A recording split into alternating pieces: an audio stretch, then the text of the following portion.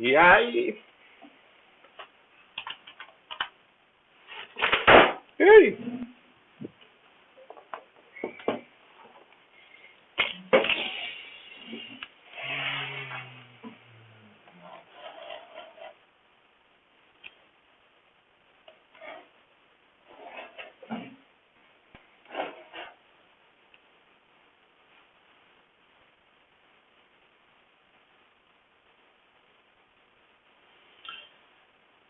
E aí, negada, estão me ouvindo?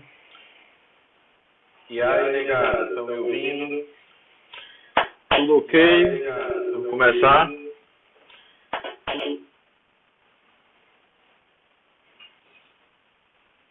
Quantas pessoas online?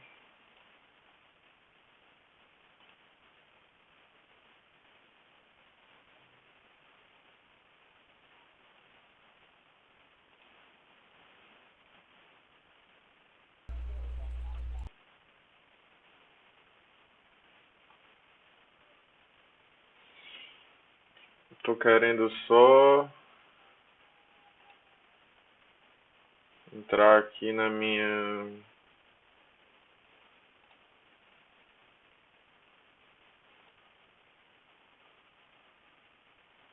no meu canal e para pegar o link.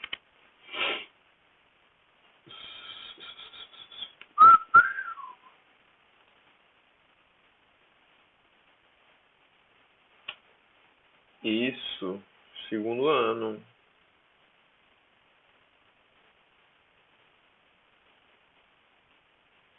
Como assim, primeiro? Não entendi. Ah, sim.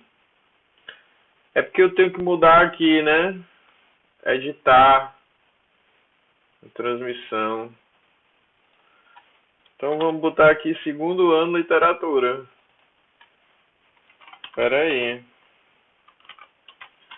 Eu não vou criar um novo páginas 127, 128. E comentários gerais sobre vanguardas europeias. Ai, pai. E aí, galera? Ok? E aí, galera? Ok? Eu tô gravando, aí depois eu vou. Ok? Eu tô gravando, aí depois eu vou editar e vou subir pro meu canal, certo? E aí quem não pegou, quem não acompanhou, pode acompanhar. Quem é que tá comigo aí? A Ávila Araújo, Cauã e Lígia. Só os três?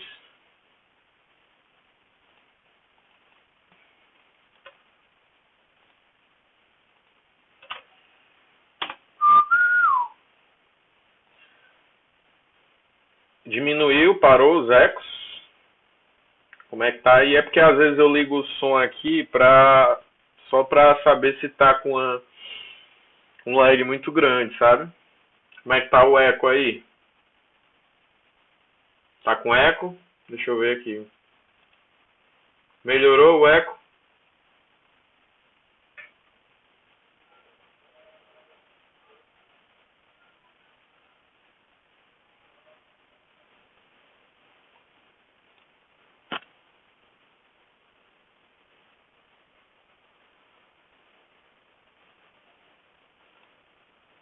Parou o eco. Ok. Então, beleza. Melhorou. Beleza. Então, vamos lá. 4 pessoas online. A do segundo ano tinha mais gente. A galera tá faltando, mas o importante é que tem gente, né? Os mais aplicados. Parabéns para vocês.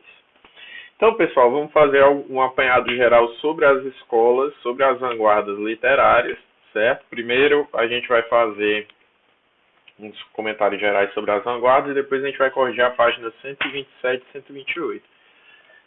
Esse meio de comunicação com vocês foi a forma que eu encontrei de não parar completamente, certo?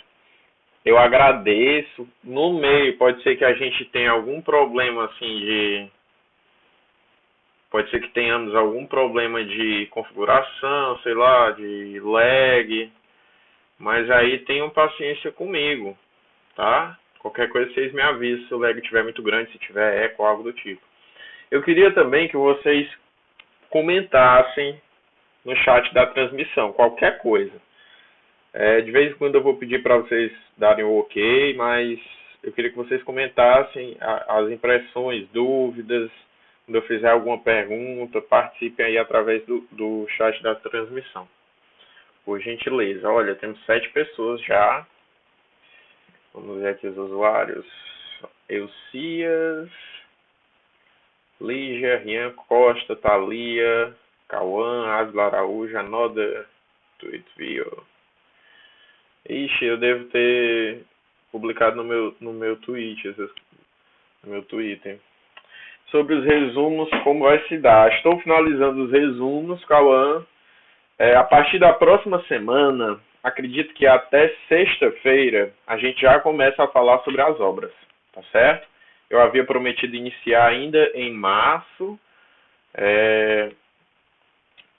e eu estou finalizando alguns ajustes, né? Inclusive estou relendo algumas obras como São Bernardo e Iracema, que eu havia lido há muito tempo, já há alguns anos.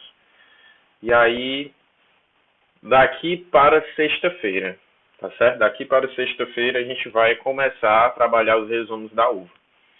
Até o final de abril, meio de abril, vocês já estarão com todos os resumos em mãos, certo?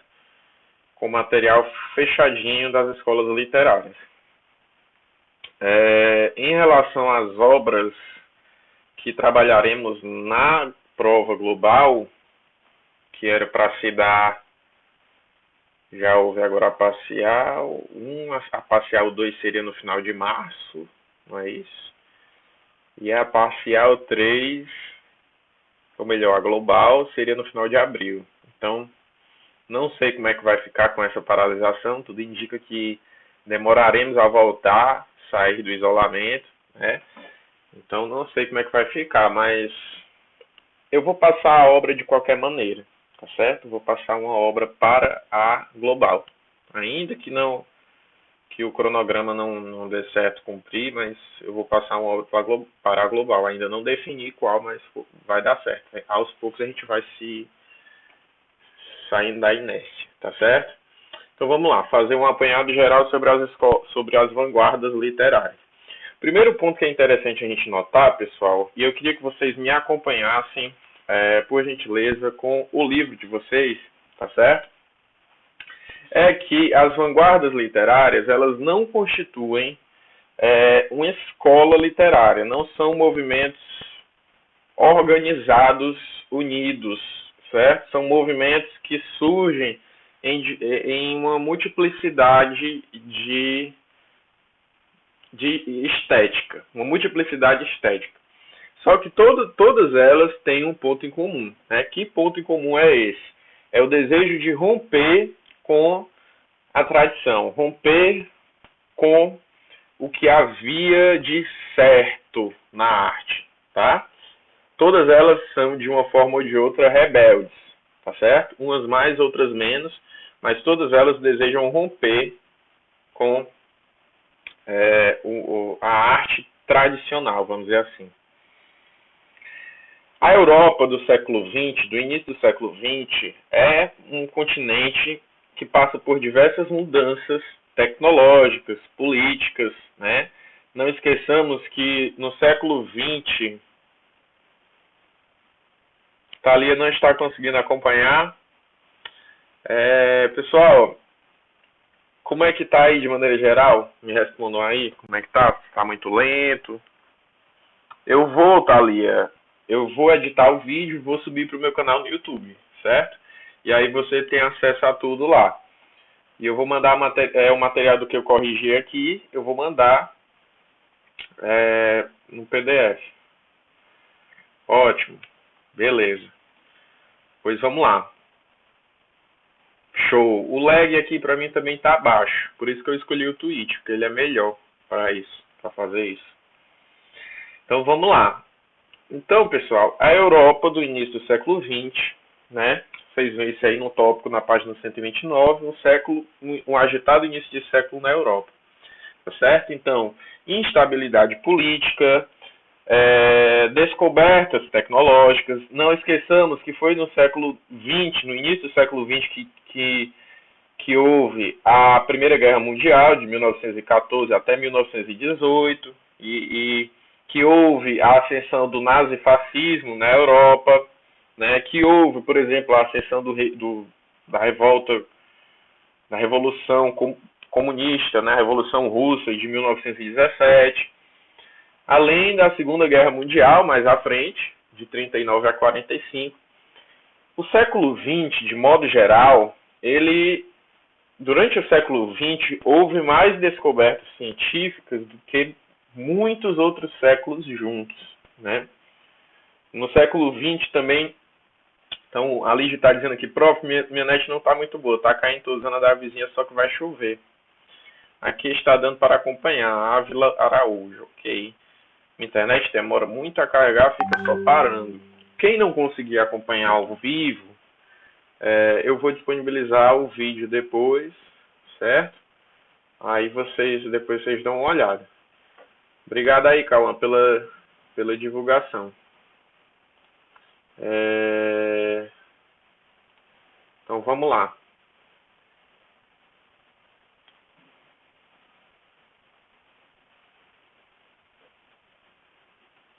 Pessoal, quando eu mudo a tela aqui, muda aí também? Não, né? Tá, vamos lá, vamos voltar para cá. O século XX foi um século de instabilidade política, revoltas, guerra, tudo mais, e desenvolvimento tecnológico. E isso vai refletir no campo artístico, certo? Obrigado, Calma, pelo retorno. Então, no campo artístico, eles também vão querer quebrar com esse passadismo. A primeira vanguarda, tá certo? A surgir vai ser o cubismo e o futurismo. Ali na linha de frente, o cubismo e o futurismo. Vou desativar aqui para não ficar essa zoada do WhatsApp. Eu queria que vocês associassem todas essas vanguardas a uma certa revolta do público. O público, inicialmente, ele vai parecer chocado. Assim como ocorreu aqui no Brasil nós não tivemos vanguardas, mas nós tivemos um modernismo de primeira geração, representado ali pela Semana de Arte Moderna de 1922, certo? E a Semana de Arte Moderna, a primeira geração modernista, a geração de 22, ela foi a geração responsável por levar a porrada da crítica, né? Inclusive, muitos criticavam, como Monteiro Lobato fazia uma crítica pesada aos modernistas, tá certo? Então, lá na Europa, essas pessoas que receberam essas críticas, que foram responsáveis por mudar a visão do público, foram justamente os vanguardistas. Vanguarda é o oposto de retaguarda, né? Então, em um sentido artístico, a vanguarda ela representa uma quebra com o tradicional.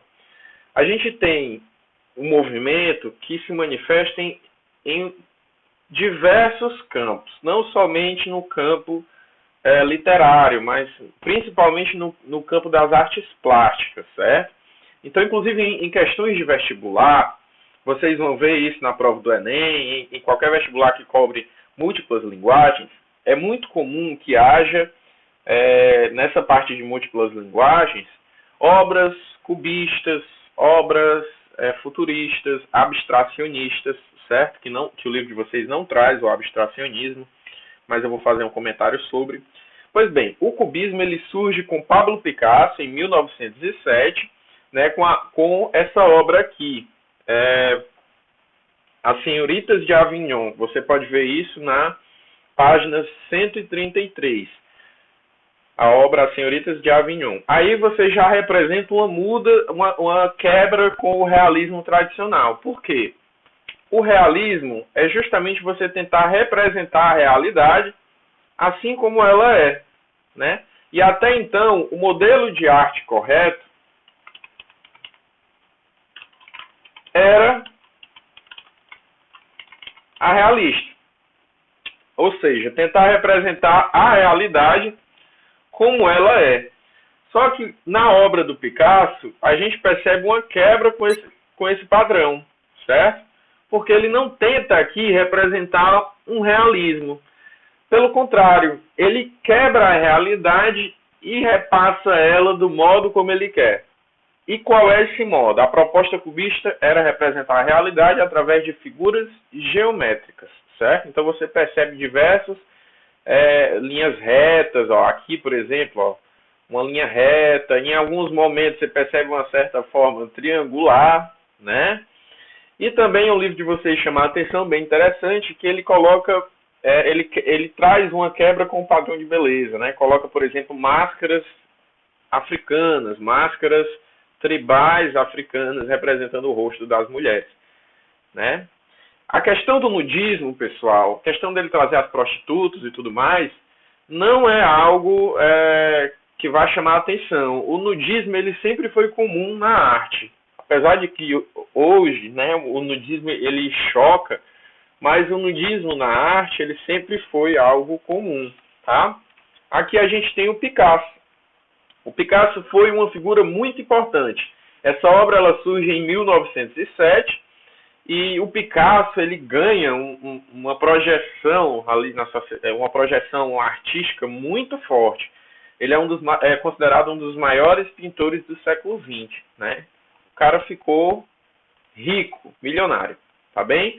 Ele é espanhol, certo? Pablo Picasso é espanhol. No entanto, ele se muda para Paris. Nessa época, pessoal, a Europa vivia um período conhecido como Belle Époque, ali o final do século XIX, 1870, 80, por aí, até 1900. Ali nós temos um período conhecido como Belle Époque, uma época em que o florescimento da arte ela ocorria e irradiava ali principalmente da França e principalmente de Paris, né, a capital francesa.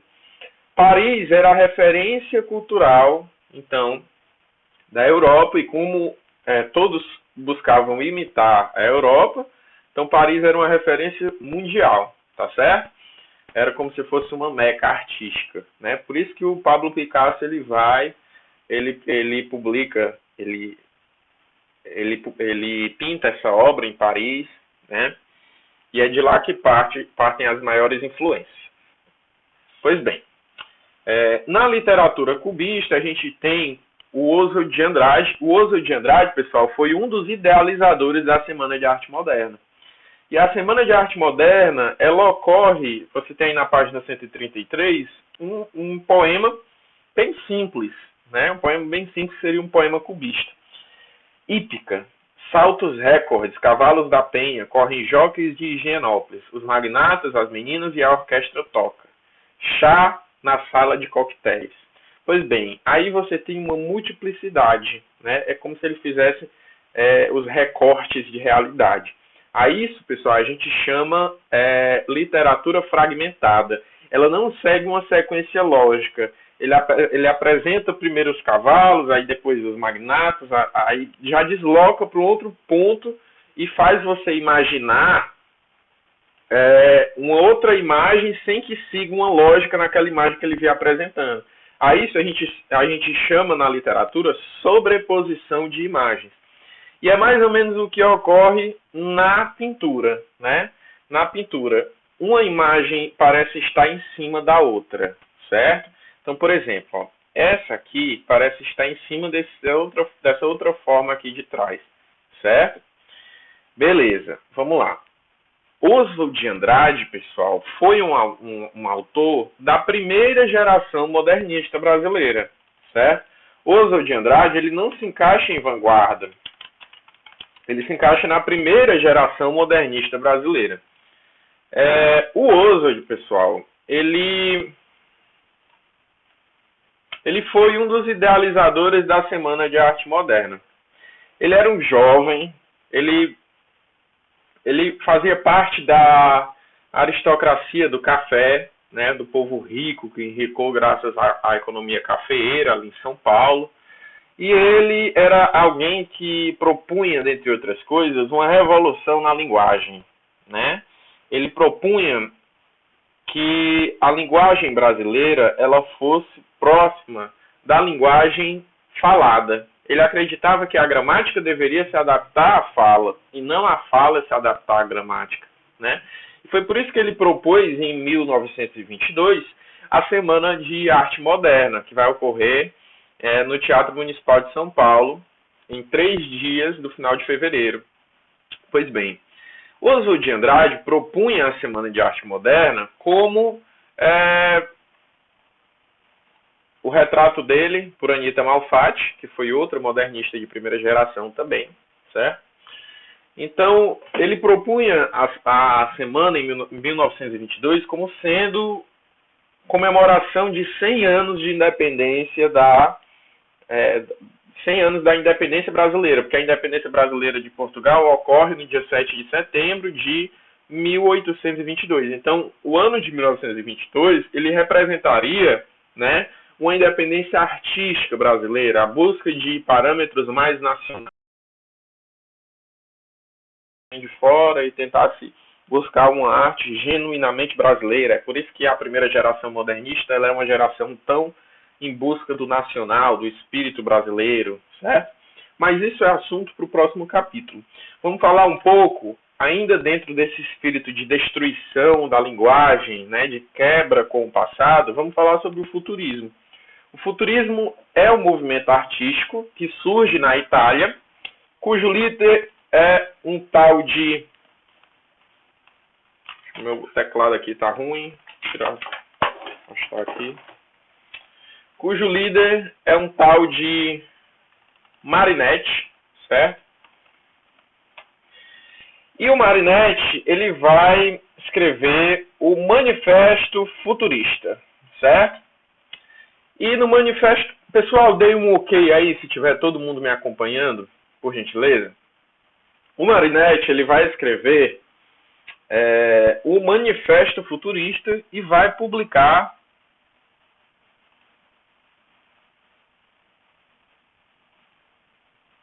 Tá todo mundo me ouvindo? Dei um ok aí, por gentileza.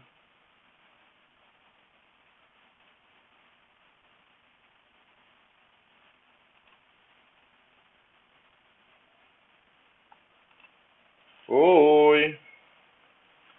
Não acredito que eu tô falando só, não. Que às vezes vocês ficam muito calados.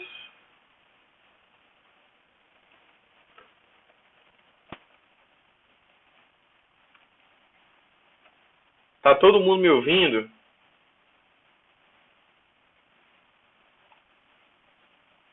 Tá todo mundo me ouvindo?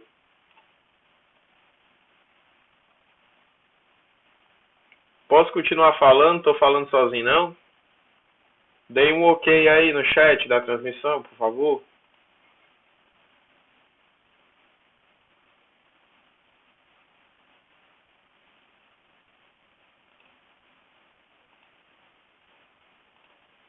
Ok.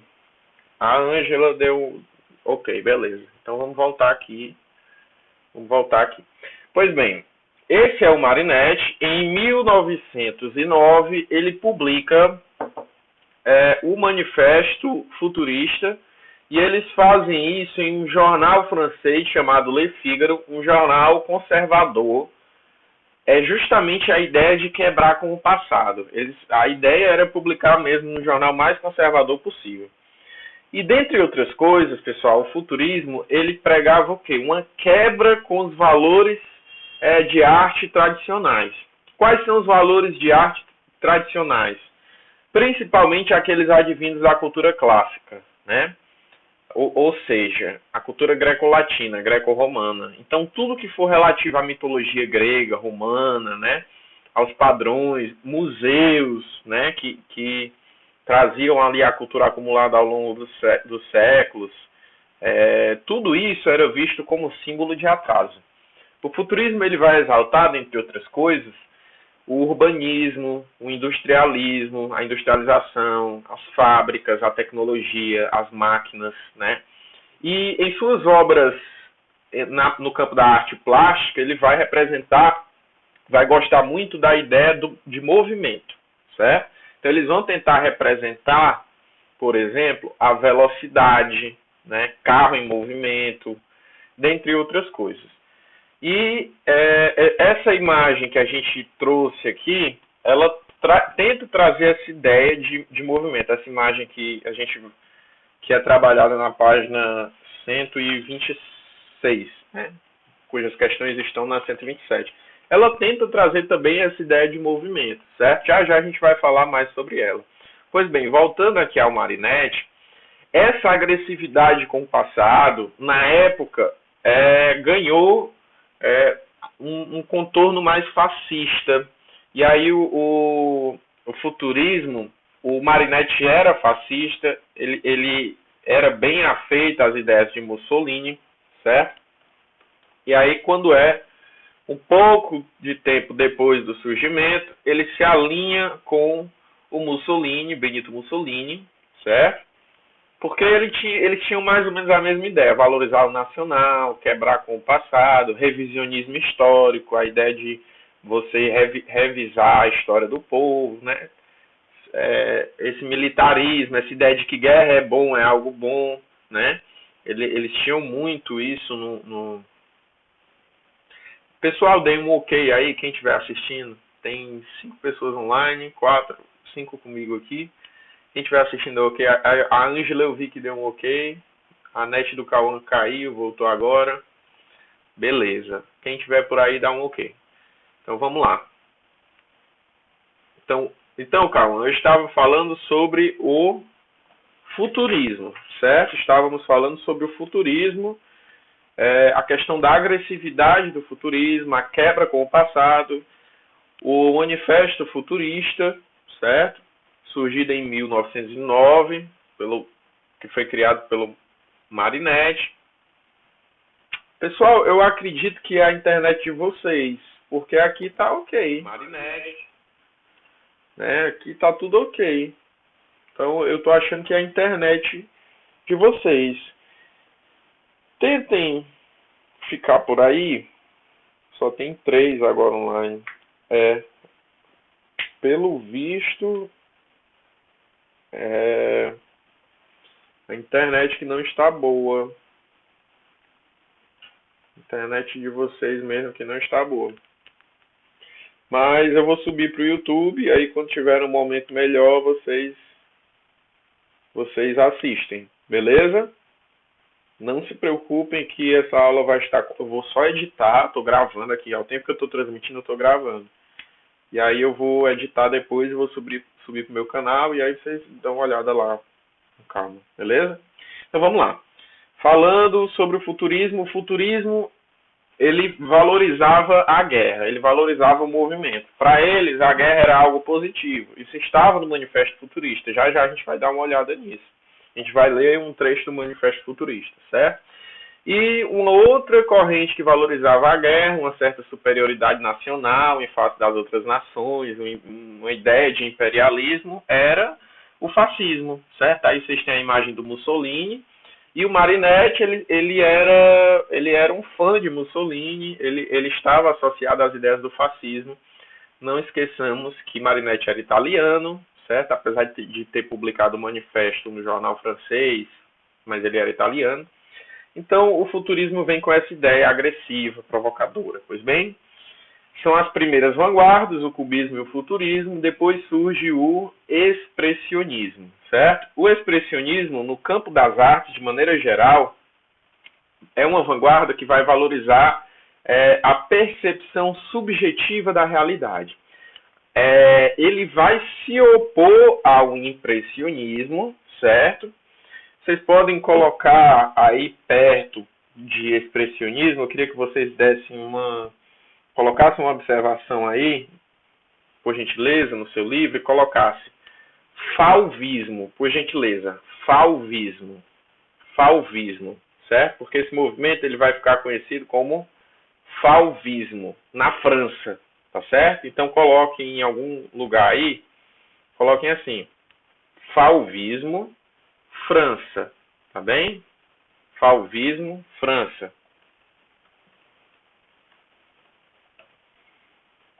De lápis mesmo, no livro de vocês. Então vamos lá.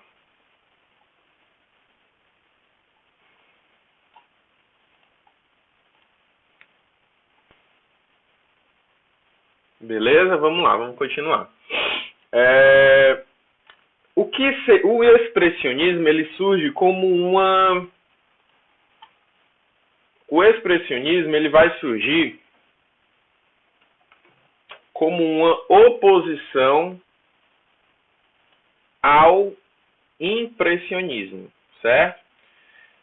E o que seria o impressionismo, né?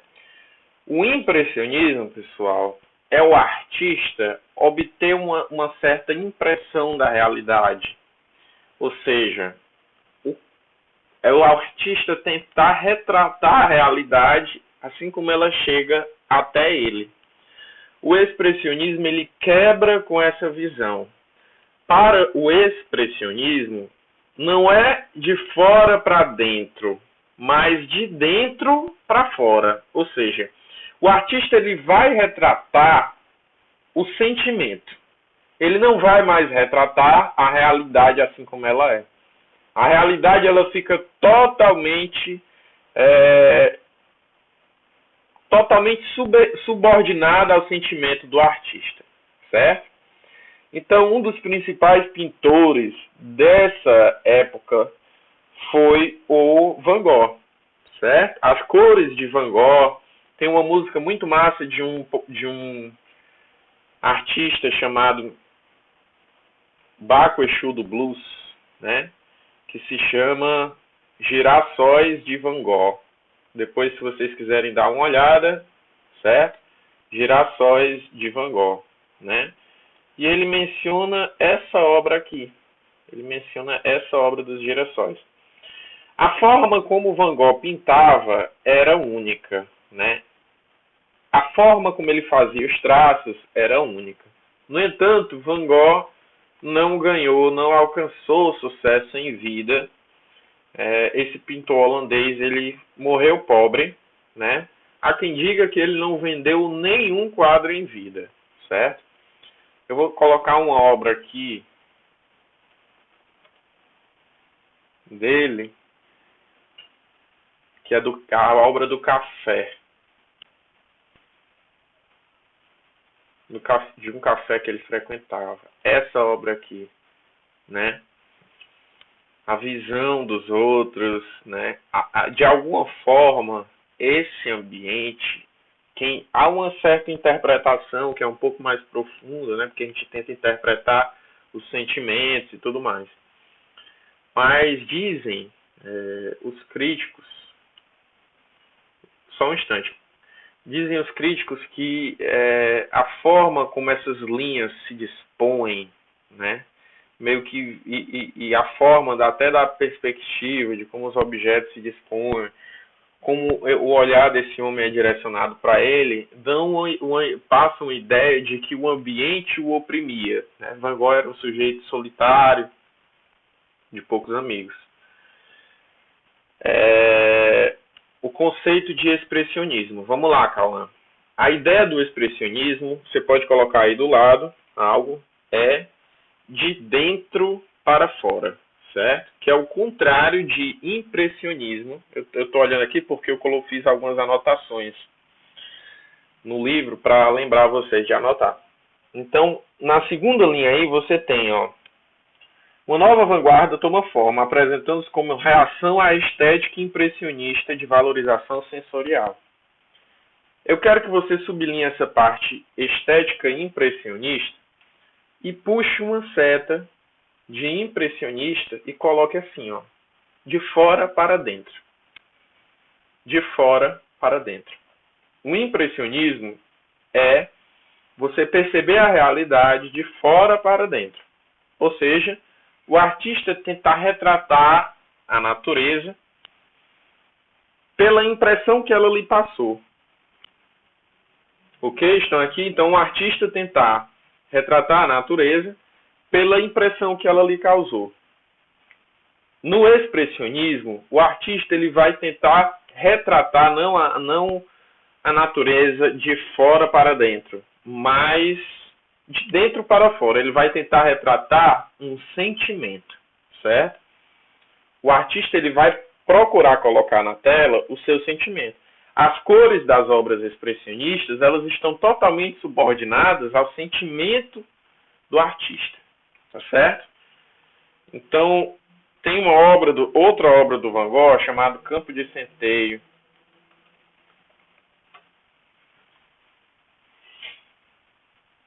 Essa obra aqui, né? Essa obra aqui. É uma obra muito conhecida, eu queria que ela maior. Uma obra muito conhecida porque aqui nós temos uma certa dualidade, né? De um lado esse amarelo que representa algo de positivo, certo?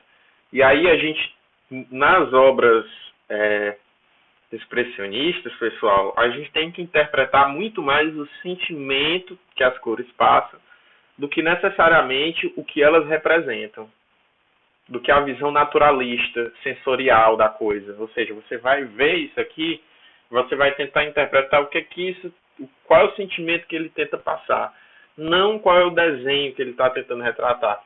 Não é uma ideia de quanto mais fiel à realidade, mais beleza a minha obra, mais bonita a minha obra é, mais beleza a minha obra tem. Mas isso, as cores ligadas aos sentimentos, exatamente.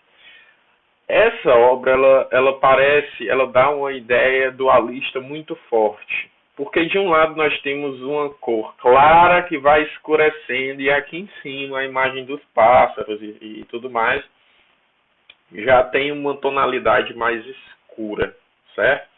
Esse modo de pintar, pessoal, ó, de vários, é como se ele pintasse de pinceladas.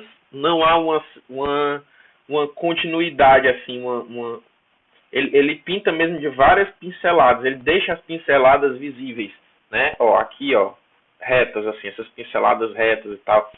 Esse é o modo Van Gogh de pintar. Ele não faz questão de esmaecer essas linhas para deixar tudo uniformezinho e tudo mais. Ele quer justamente, ele deixa essas pinceladas, isso aí é um traço característico do Van Gogh, certo? Beleza, vamos para frente, que a gente já tá se demorando muito aqui. Na literatura também, essa questão do sentimento, de como a realidade impacta o sentimento. Vocês têm um texto aí do Mário de Andrade na página 135, certo? Vamos para frente. A seguir nós temos o dadaísmo.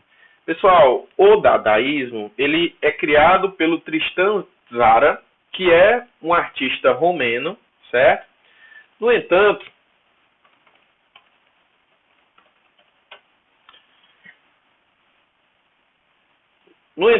o dadaísmo, ele representava a anti-arte, certo? Ele representava justamente a quebra com o conceito artístico.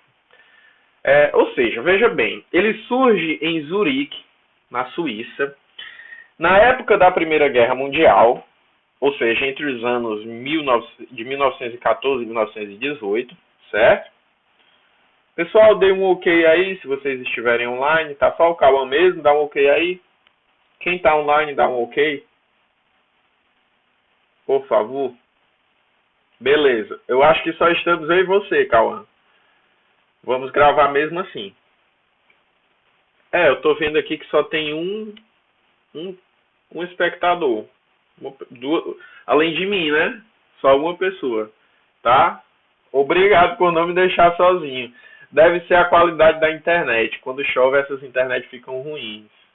Então vamos lá. Vou continuar. O dadaísmo, ele é justamente... Olha, a Ângela também está. Ok, me salvou, Ângela. Né? Não é só o Cauã, porque eu estava me sentindo... Não me leve a mal, Cauã, mas é a esperança de que pode haver mais gente, né? Ou de que nem todo mundo me deixou só, né? Mas de qualquer forma a gente vai terminar. Vou continuar, Cauã. Vamos lá. Cauã e Ângela. Obrigado por não me deixarem sozinho. É a internet, é culpa da internet. O dadaísmo é a quebra com a arte. O dadaísmo é a anti-arte. Veja bem, o dadaísmo ele vai surgir em Zurique, certo? Na Suíça. A Suíça se manteve neutra na época da Primeira Guerra Mundial. Por isso, ela foi um refúgio para muitos artistas, né, que buscavam fugir desse ambiente da guerra. E nos bares e cabarés, né, nos ambientes boêmios, onde os artistas que os artistas costumavam frequentar, é que o dadaísmo foi criado. O dadaísmo era um movimento que buscava ironizar a arte, quebrar com o conceito de belo. Então, por exemplo, essa obra aqui é uma obra dadaísta, essa obra de um mictório, certo? Do Duchamp, Marcel Duchamp, né? É uma obra de uma privada, veja bem, né? Então, a gente trazer a privada para o campo artístico era justamente uma forma de ironizar a arte. O dadaísmo ele não tem uma proposta bem definida, ele traz a irreverência, a questão do humor, certo? E da crítica à guerra. Essa ideia de quebrar com o conceito de belo, trazendo, por exemplo, o mictório como obra de arte, era quebrar com o conceito de belo. E na literatura, eles trazem o conceito do espontâneo, né, da obra literária ser completamente aleatória, né? Então você tem, por exemplo, um texto do Tristan Tzara, que se chama Como Fazer um Poema Dadaísta. Você tem aí na página 137. Olha o que ele diz. Pegue um jornal, pegue a tesoura, escolha no jornal um artigo do tamanho que você deseja dar ao seu poema. Recorte o artigo. Recorte em seguida com atenção algumas palavras que formam esse artigo e meta-as num saco. Agite suavemente. Tire em seguida cada pedaço um após o outro. Copie conscienciosamente na ordem que elas são tiradas do saco. O poema se parecerá com você. E ele, um escritor infinitamente original e de uma sensibilidade graciosa, ainda que incompreendido pelo público, né? Então, ele é o humor, a irreverência, a crítica ao conceito. Isso, é tipo uma arte zoada. É, mais ou menos isso, certo? Mais ou menos isso. Tem uma obra dadaísta que faz uma releitura da Mona Lisa, que eles colocam, essa obra aqui, essa obra aqui que faz uma releitura da Mona Lisa, coloca uma barbazinha nela, um cavanhaquezinho, uma barba, né? Aqui nós temos além de uma obra dadaísta, nós temos também o quê? O conceito de paródia, né? De intertextualidade. Aqui nós temos uma paródia, certo? Beleza. Então, o dadaísmo é um anti-arte. O Dada não significa nada. Há quem diga que significaria primeira palavra que o dadaísmo memes. O meme de hoje em dia, ele advém da cultura pop, né, Cauã? Então, a cultura pop, eu vou até colocar aqui um artista, deixa eu me lembrar.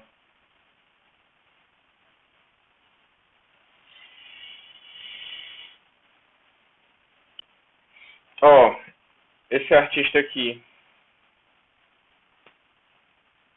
cujo nome eu esqueci agora, que ele... Os memes, eles advêm dessa cultura pop e tudo mais, né? Mas aqui já é um assunto para a gente trabalhar ali depois de pós-modernismo, certo? Depois é cultura norte-americana e tudo mais. Então, voltando para cá, além do dadaísmo, a gente tem o surrealismo, cujo principal expoente é Salvador Dalí, certo? Pessoal, Salvador Dalí, ele foi um poeta único. Poeta não, um artista plástico. Salvador Dalí, ele apoiou também o regime, ele era também a favor da guerra, ele dizia que a guerra era algo bom, né? Nessa época tinha muita personalidade que era favorável às guerras e tudo mais, que apoiavam as ditaduras. Ele foi muito criticado por isso, por apoiar ditaduras. O Salvador Dalí, assim como o surrealismo, tenta explorar o campo do inconsciente humano, né? Do onírico. O que é o onírico? O onírico na arte, pessoal, onírico é tudo que é relativo a sonho. Então, se você quiser colocar uma observação aí no seu livro, na página 138, vocês têm literatura surrealista, dimensões oníricas. Você pode puxar uma setinha de lápis aí e colocar onírico, de sonhos, certo? Parece um rato. O Salvador Dalí, ao contrário do Van Gogh, foi um sujeito que teve muita aceitação. Ainda em vida, ele tinha um castelo à beira-mar, né? Ele foi um sujeito muito famoso, certo? E muito único, assim, muito excêntrico também em sua arte. Os surrealistas, eles tentavam, pessoal, trazer para a arte os conceitos que estavam sendo desenvolvidos no campo da psicologia, da psicanálise, por um sujeito chamado Freud. E Freud, ele fez diversas análises aí no campo da psicologia. Ele é o pai da psicanálise, ao lado de outros psicanalistas, mas o mais famoso deles é o Freud. Quem for estudar psicologia vai estudar bastante o Freud. Ele escreveu um livro chamado A Interpretação dos Sonhos, né? Onde ele tenta trazer a questão do sonho, do inconsciente, do subconsciente humano. Ele diz, dentre outras coisas, que nós somos mais regidos pelo nosso inconsciente do que a gente imagina. E ele traz, aí o livro de vocês traz até a divisão, né? Do id, do ego e do superego. O id seria o nosso instinto mais primitivo, o nosso animal, sedento por satisfazer nossos prazeres, né? O nosso ego é a nossa parte mais racional, certo? A forma como a gente equilibra esse nosso id. E o superego são as regras impostas pela sociedade. Então, há um embate entre o id e o superego que é mediado pelo ego, certo? Seria isso. Mas, de maneira geral, em resumo, tanto a psicanálise quanto o surrealismo vão valorizar o inconsciente humano, certo? O Freud, ele descobria, por exemplo, através da psicanálise, coisas que as pessoas estavam sentindo inconscientemente. Ele descobria, através da psicanálise, do que as pessoas falavam, coisas que as pessoas sentiam e não sabiam, né? Tem um caso famoso, sobre o qual eu já li, que era a história de uma menina que cuidava da mãe, velha, e cuja vida era completamente parada. Ela era jovem, mas não vivia porque tinha que cuidar da mãe que era doente e tudo mais. E ela começou a ter problemas gástricos, ela começou a ter problemas de vômito, ela começou a passar mal e tudo. Não se descobriu uma causa biológica para isso, mas isso eram sintomas psicossomáticos, ou seja, sintomas psicossomáticos são aqueles que você sente realmente como se fosse verdade. No entanto, ele é completamente psicológico. Ele não tem uma causa biológica, né? E aí descobriu-se que essa menina estava desejando a morte da mãe. Através de sessões de psicanálise, né, descobriu-se isso.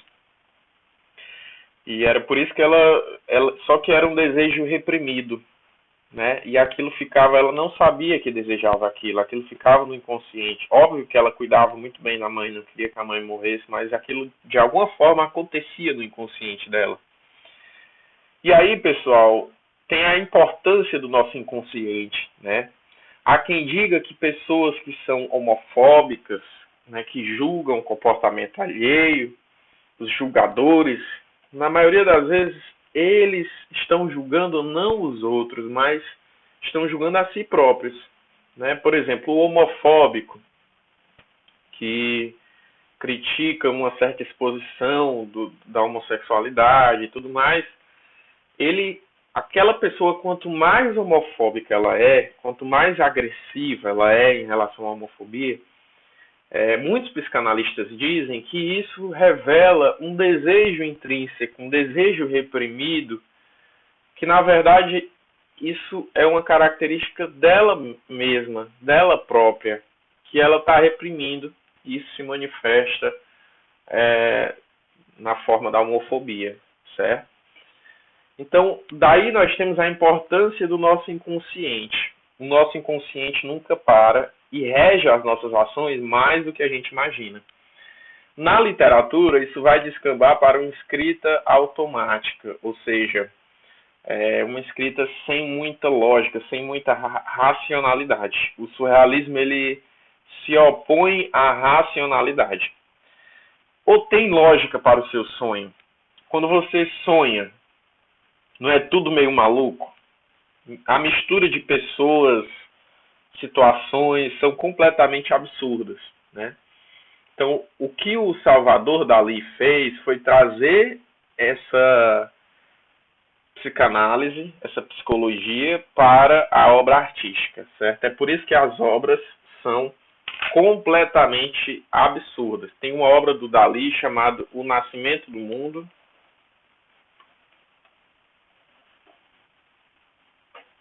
que é aquela obra lá do nosso slide, né? Meio louca, certo? Meio louca. Além dessa, tem uma que se chama A Passagem do Tempo. Ou assim, tempo. Que é o relógio, se... Então, ambientes oníricos, pessoal, são ambientes relativos a sonhos. Surrealismo são aquelas obras sem nexo. Cauã, nem tanto. Eu acredito que o surrealismo ele quebra com a racionalidade, certo?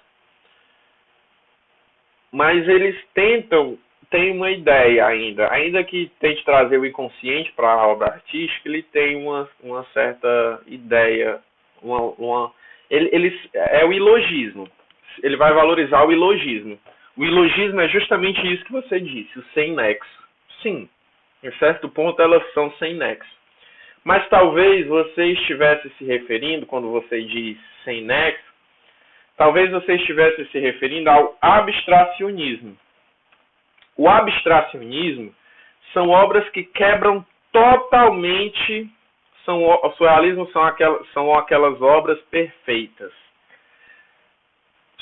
O surrealismo traz a psicologia para a pintura e para a literatura.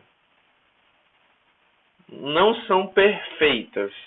Não são perfeitas. Eu não sei. Vai depender de quem vê, né? Assim, nada em vanguarda é realista. Entendeu? Em se tratando de vanguardas, eles vão quebrar completamente com o realismo. Certo? Eles vão quebrar com o realismo. Ou seja, eles não vão representar a realidade assim como ela é. Agora, ainda existe outra vanguarda, que é o abstracionismo. O abstracionismo, ele quebra totalmente com a noção de ordem, né? Ele quebra totalmente, a arte se torna completamente abstrata. Então, o surrealismo é misterioso, mas tem sentido. O abstracionismo não tem sentido. Veja bem, as obras abstracionistas, elas perdem completamente o sentido figurativo. O que é a arte figurativa? É aquela que tenta representar a realidade. Elas entram num campo completamente abstrato. Por exemplo, numa obra surrealista, você ainda consegue identificar alguns objetos e tudo mais. Em uma obra do abstracionismo, isso fica completamente difícil de identificar. Por exemplo, naquela obra do Dalí, do surrealismo, você conseguia identificar o relógio, o mundo, o ser humano saindo do mundo. É meio louco, mas de uma certa forma ainda tem um pouco de figurativo ali. Aqui já está completamente abstrato. Não tem uma figura identificável, né? Ou se tiver, é muito difícil, né? Isso aqui já partiu completamente para o campo. Professor, quer dizer que é completamente aleatório? Que não existe uma lógica? Olha, o artista abstrato, a obra do abstracionismo, os críticos, né? Eles dizem que há uma lógica. No entanto, existe um processo para se chegar ao abstracionismo. Então, normalmente, o artista ele vai se esforçando para, em uma imagem de uma realidade, uma imagem figurativa, ele vai se esforçando para quebrar ela até que ela fique desse modo. Então, para produzir uma obra abstrata, não é completamente aleatório. É isso que eu estou querendo passar para vocês. O abstracionismo ele parece completamente aleatório, ele é abstrato, mas para se chegar ao abstrato, há um processo que também é racional. Tá certo? Porque se fosse completamente irracional, seria negação da arte. Seria justamente dadaísmo. Não seria abstracionismo. Então, tem uma obra, a obra da vaca, que é interessante. Deixa eu ver se eu acho. Essa aqui, ó. É um modo interessante de falar sobre isso, aleatório, mas para alguém faz sentido. Exatamente. Quando você vê essa obra aqui, essa última aqui, você consegue visualizar uma vaca? Não. Você não consegue. Não há quem diga que consegue visualizar uma vaca nesses retângulos aqui. Essa é uma obra abstrata, certo? Mas para se chegar a essa abstração aqui, foi necessário um processo racional, um processo lógico para se chegar à abstração. Então, a abstração ela é um processo racional, não é completamente aleatório. Se fosse completamente aleatório, seria negação da arte, seria dadaísmo, seria anti-arte, certo? E a arte, ela necessita de algum padrão estético, assim. Ainda que o padrão seja quebrar o padrão, mas ela necessita de uma ordem racional. Estão entendendo aí? Ficou claro? Cauã, ok. E a Ângela, ok também, Ângela? Dá um ok aí. Beleza. Então, pessoal, vamos fechar aqui. A minha ideia era fazer a correção, mas a gente falou bastante sobre as vanguardas. Eu estava precisando conversar mais sobre as vanguardas, só tinha dado uma aula sobre elas. Para não ficar muito cansativo, eu vou encerrar aqui. Quando for segunda-feira, a gente volta, certo? E a gente vai corrigir a página 127 e 128. Beleza? Vamos encerrar por aqui. A gente já está batendo aí Já está com quantos minutos?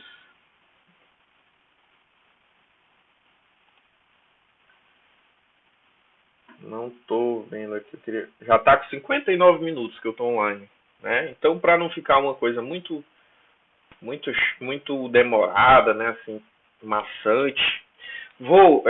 Calma, eu vou editar o vídeo e vou subir no meu canal, ou aqui do Twitch ou do YouTube mesmo. Aí eu passo o link para a galera ver, beleza?